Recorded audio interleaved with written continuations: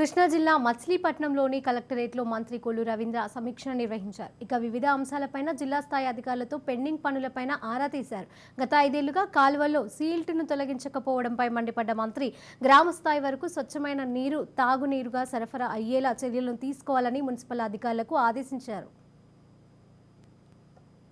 రాష్ట్ర ప్రభుత్వం ఇచ్చేదాన్ని కానీ ఇవన్నీ కూడా కలిపి మరి ఇమీడియట్ గా ఎంతెంత రిక్వైర్మెంట్ ఉందో అవన్నీ కూడా మాట్లాడుతూ కూడా జరిగింది.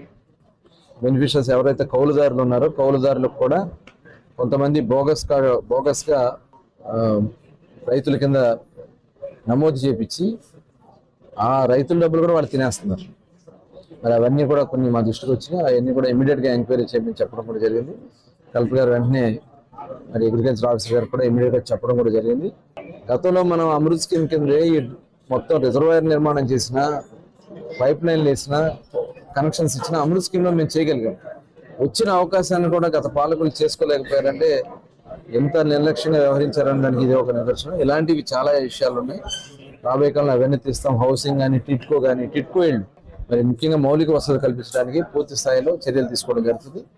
మరి దీన్ని సహకరిస్తూ మరి కలెక్టర్ గారు కూడా ప్రత్యేక దృష్టి పెడతారు. ఎందుకంటే ఇక్కడే ఉంటారు కాబట్టి మరి మున్సిపాలిటీ మీద కానీ ఇక్కడ జరగాల్సిన కార్యక్రమాల మీద కూడా ప్రత్యేక కార్యక్రమాలు తీసుకోవడానికి తెలియజేసుకుంటూ